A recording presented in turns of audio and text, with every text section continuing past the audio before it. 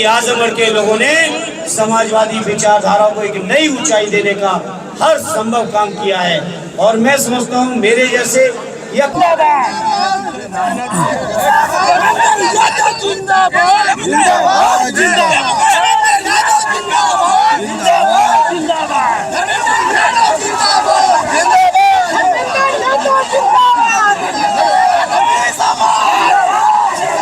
कि जिस उम्मीद और विश्वास के साथ राष्ट्रीय अध्यक्ष जी ने ये फैसला लिया, हमारे स्थानीय नेताओं ने ये फैसला लिया, मैं सभी की उम्मीदों को पूरा करने का हर संभव प्रयास करूंगा, ये मैं भरोसा दिलाता हूं। आजमगढ़ का जो तरक्की, खुशहाली और विकास का समाजवादियों के साथ जो इतिहास जुड़ा हुआ है, श्रद्धेय नेताजी ने आजमगढ़ को न केवल विकास और तरक्की के रास्ते पर ले जाने की शुरुआत की थी, बल्कि मैं आज फख्र के साथ इस बात को कह सकता हूं, आजमगढ़ की विकास की एक एक ईंट पर या तो श्रद्धेय नेताजी का या माननीय अखिलेश यादव जी का नाम लिखा हुआ है। आजमगढ़ को मंडल बनाने का सवाल हो, आजमगढ़ को पूर्वांचल एक्सप्रेस वे जोड़ने से का सवाल हो, आजमगढ़ को पीजीआई लाने का सवाल हो, आजमगढ़ के अंदर जिस भी विकास और तरक्की की हवाई अड्डे से लेके आप चर्चा करेंगे तो पाएंगे कि श्रद्धेय नेताजी ने और माननीय अखिलेश यादव जी ने ही इसकी शुरुआत ही नहीं की, बल्कि आजमगढ़ को विकास के रास्ते पे ले गए।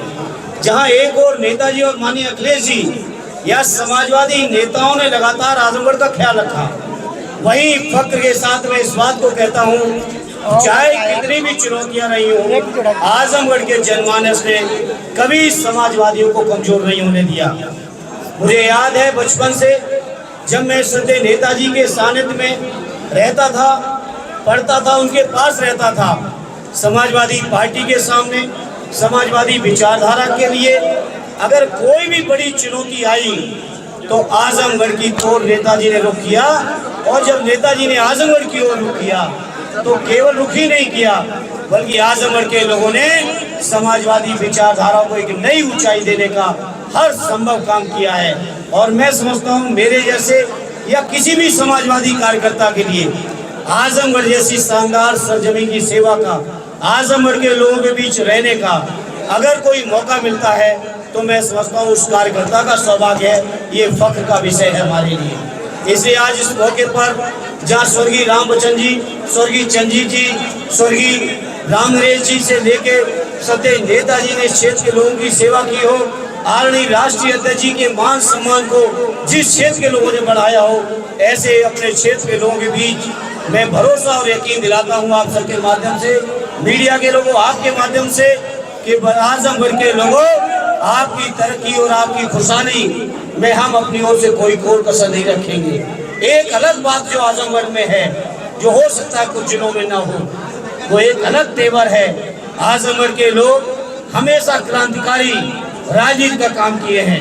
आजमगढ़ के लोगों ने हमेशा अन्याय अत्याचार को अस्वीकार किया है, और उस अन्याय अत्याचार के खिलाफ अगर जंग की कहीं शुरुआत होती है तो ये आजमगढ़ की ही सरजमी है, जहाँ पूर्वांचल के प्रवेश द्वार के तौर पे आजमगढ़ को माना जाता है। उसी आजमगढ़ के लोगों के बीच आज मुझे फख्र है कि पार्टी ने मुझ पे एक बार फिर यकीन भरोसा करके भेजा है, और मैं पार्टी को और आजमगढ़ के जनमानस को अपनी ओर से आश्वस्त करता हूं कि उनकी हर उम्मीद को पूरा करने का अपनी ओर से हर संभव प्रयास करूंगा। बीजेपी सांसद निरहुआ लगातार आरोप लगा रहे हैं कि 19 में अखिलेश जीतने के बाद और 22 में आप हारने के बाद आजमगढ़ छोड़ चुके, क्या कहिए? आजमगढ़ के निरहुआ जी को, चूंकि वो कलाकार हैं, दूसरे क्षेत्र से राजनीति में आए हैं, उनके सामने जो एक परंपरा रहती है कलाकार की, स्क्रिप्ट लिख के दी जाती है, उस स्क्रिप्ट को वो चलाते हैं या चलते हैं उस पर, उनको शायद अंदाज नहीं है। मैंने इतनी देर से आपसे कह रहा हूँ, स्वर्गीय राम बच्चन जी से शुरू करिए, माननीय अखिलेश यादव जी तक चले आइए, वो समाजवादी शानदार परंपरा है। हम समाजवादी लोगों ने न कभी आजमगढ़ को छोड़ा था, न कभी छोड़ने वाले हैं। ये इस बात का एहसास उनको नहीं हो सकता है, क्योंकि वो राजनीति स्क्रिप्ट के आधार पर शायद करते होंगे, दिल से राजनीति, जज्बातों से राजनीति उन्होंने नहीं की। धर्मेंद्र जी, किन मुद्दों को लेकर आप किन मुद्दों को लेकर चुनाव में आए आप? सॉरी, किन मुद्दों को लेकर चुनाव में आप आए?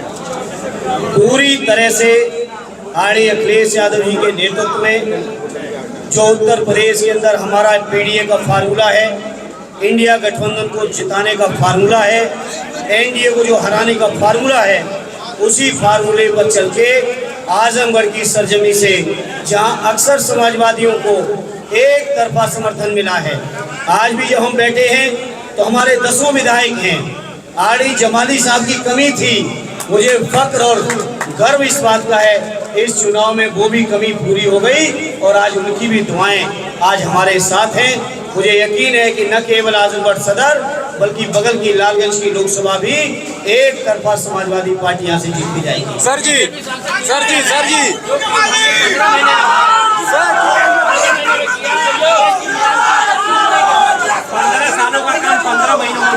इस बार की भाजपा की चुनौती को आप कैसे देखते हैं, जबकि यहाँ से सिटिंग सांसद हैं निरहुआ? मुझे याद है सत्य नेताजी का 2014 का चुनाव आप सबको भी याद होगा। जिस हवाई अड्डे के उद्घाटन के लिए वो माननीय प्रधानमंत्री जी को लाए, इसी हवाई अड्डे पे 14 में आरडी राष्ट्रीय नेताजी, आरडी राष्ट्रीय अध्यक्ष जी कई बार उतरे। मुझे वो दिन भी याद है, सठियाओं की चीनी मिल का शिलान्यास हुआ था, उस कार्यक्रम में भी मुझे आने का सौभाग्य मिला था। मुझे वो दिन भी याद है जब सठियाओं की चीनी मिल के उद्घाटन में सत्य नेताजी आए थे, तो जहाँ चीनी मिल का तो उद्घाटन किया ही था, शिलान्यास किया ही था, वहीं इस हवाई अड्डे का भी उद्घाटन से लेकर सारी चीज़ें पूरी हो गई थी। अगर मुझे सच याद है, सही याद है, तो आजमगढ़ की मुझे याद है कन्या विद्याधन की योजना की शुरुआत आरडी अखिलेश यादव जी ने इसी हवाई अड्डे से उतर के और हवाई अड्डे के बगल में एक विशाल पंडाल लगा के उसकी शुरुआत की थी आजमगढ़ के भाइयों, आपको याद होगा। तो जो लोग कहते हैं कि काम किया है, जो काम 10 साल पहले हो चुका है, अगर उसी के ऊपर पत्थर लगाना हो, उसी के ऊपर उद्घाटन लगाना हो, तो हो सकता है बीजेपी के लोग जाने किन किन इमारतों पर जो जाने कब की बनी हो उनके ऊपर भी पत्थर लगा सकते हैं, इसलिए मैं उस बहस में नहीं जाऊंगा। आजमगढ़ के लोग जानते हैं कि समाजवादियों ने आजमगढ़ के लिए और समाजवादी इस बात को महसूस करते हैं कि आजमगढ़ के लोगों ने उनके लिए क्या किया।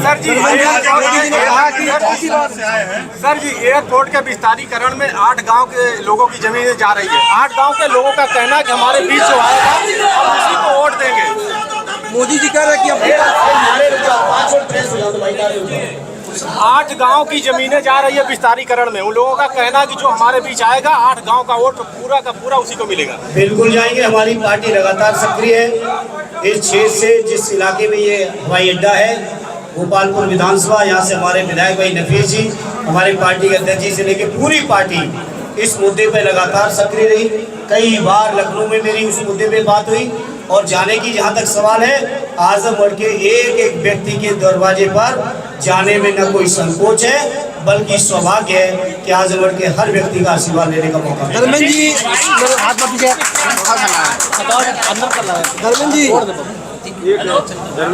धर्मेंद्र जी, 22 और 24 में आपको क्या अंतर नजर आया? आपको नहीं महसूस हुआ क्या? यहाँ की जनता को कैसे आश्वस्त करेंगे कि उनकी समस्या आप डायरेक्ट सुनेंगे? बिल्कुल सुनेंगे, सुनी है, और यहाँ की जनता को यही यकीन न होता तो हमारे 10 के 10 विधायक यहाँ की जनता के आशीर्वाद से कैसे जीतते। धर्मेंद्र जी, लगातार हर चुनाव दर चुनाव देश में, प्रदेश में कहीं भाजपा के लोग जीते हों, लेकिन आजमगढ़ के लोगों ने कभी बीजेपी के लोगों को जीतने नहीं दिया है। एक ये जीत हुई है, एक एक्सीडेंटल जीत है, उसका लोगों को अफसोस भी है, एहसास भी है, और इस चुनाव के परिणाम जब आएगा 4 जून को, तब आप महसूस करोगे कि आजमगढ़ के लोगों ने किस कदर जवाब दिया है।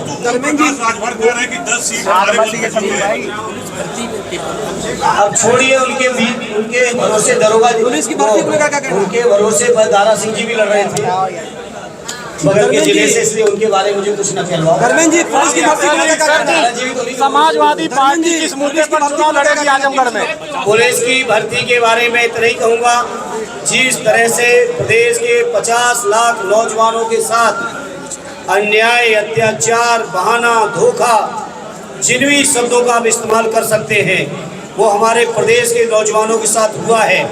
और जब से योगी जी की सरकार बनी है, एक भी भर्ती पूरी नहीं हुई है। हर परीक्षा पूरी तरह से उसके पेपर लीक होके नौजवानों के साथ धोखा हो रहा है। 7 सालों में हमारे लाखों करोड़ों नौजवान ओवरेज हो गए हैं। उस बात का जवाब बीजेपी के लोग दें। और जैसा हमारे आदरणीय अध्यक्ष जी ने कहा है, 80 जिताओ रोजगार पाओ, ये समाजवादी पार्टी की, उत्तर प्रदेश की पार्टी, हमारी आदरणीय अखिलेश यादव जी के नेतृत्व की हमारी पार्टी इंडिया गठबंधन की सरकार बनाएगी, एनडीए को हटाएगी और बेरोजगार नौजवानों की उम्मीदों को हम लोग पूरा करेंगे। सर जी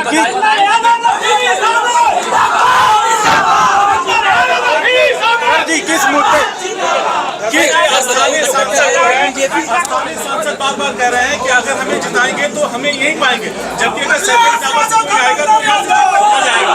इसमें आप जनता को कैसे आश्वस्त कर रहे हैं?